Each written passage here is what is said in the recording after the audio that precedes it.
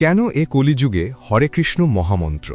সাধারণত যুগের আবর্তন অনুসারে এ কলিযুগ দাপরের পরের যুগ হলেও ব্রহ্মার একদিন অর্থাৎ এক কল্প বা 1000 চতুর্যুগের এ বিশেষ কলিযুগেই বেদেরও দুর্লভ এ হরিনাম স্বয়ং শ্রীমন মহাপ্রভু কর্তৃক এ জগতে প্রকাশিত হয়। কেবল এই যুগেই যে কোনো সাধারণ মানুষ এ নাম গ্রহণ করার মাধ্যমে প্রেম ভক্তি লাভ করতে পারে, তাই এ যুগকে প্রেম যুগ বলা হয়। হরে কৃষ্ণ মহামন্ত্র কীর্তন প্রসঙ্গে শ্রীল প্রভুপাদের অত্যন্ত জোরালো উপস্থাপনা হল, এ কলিযুগে ভগবানের নামই হচ্ছে একমাত্র পন্থা, এছাড়া আর কোনো গতি নেই, আর কোনো গতি নেই, আর কোনো গতি নেই। এ কলিযুগে হরে কৃষ্ণ মহামন্ত্রই শ্রীকৃষ্ণের অবতার।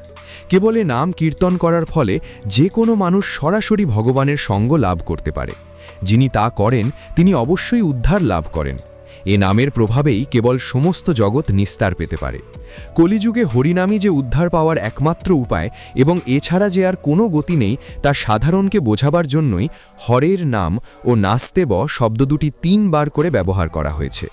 কেবল শব্দের দ্বারা নিশ্চিতভাবে জ্ঞান, যোগ, তপশ্চর্যা, সকাম কর্ম আদি অন্য সমস্ত পন্থা নিবারণ করা হয়েছে।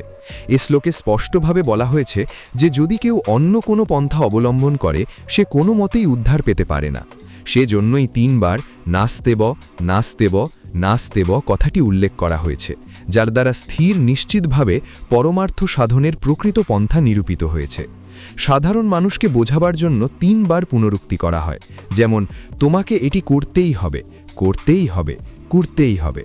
তাই বৃহন্নারদীয় পুরাণে 3 সত্য করে বলা হয়েছে যে এ কলিযুগে হরিনামই উদ্ধার পাওয়ার একমাত্র উপায়, যাতে মানুষ নিষ্ঠাভরে নামের আশ্রয় গ্রহণ করে মায়ার বন্ধন থেকে মুক্ত হতে পারে। আমাদের কৃষ্ণভাবনা আন্দোলনে কেবল হরে কৃষ্ণ মহামন্ত্র কীর্তনের ওপরেই জোর দেওয়া হয়েছে। যারা এ যুগে সিদ্ধিলাভের এই পন্থাটি মানে না, তারা অনর্থক জ্ঞানের চর্চা, যোগের অভ্যাস অথবা সকাম কর্ম ও তপশ্চর্যার মাধ্যমে সিদ্ধিলাভের চেষ্টা করে কাল ক্ষয় করছে। নিজেদের সময় তো নষ্ট করছেই, পরম্ব তাদের অনুগামীদেরও বিপথে পরিচালিত করছে। আমরা যখন সে কথাটি অত্যন্ত সরল ভাষায় মানুষকে বলি, তখন বিরুদ্ধ গোষ্ঠীর সদস্যরা আমাদের প্রতি ক্রুদ্ধ হয়। কিন্তু শাস্ত্র অনুসারে আমরা সেসব তথাকথিত জ্ঞানী, যোগী, কর্মী ও তপস্বীদের সঙ্গে আপোষ করতে পারি না।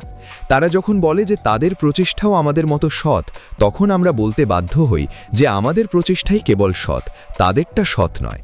এ আমাদের অনমনীয়তা নয়, শাস্ত্রের উক্তি।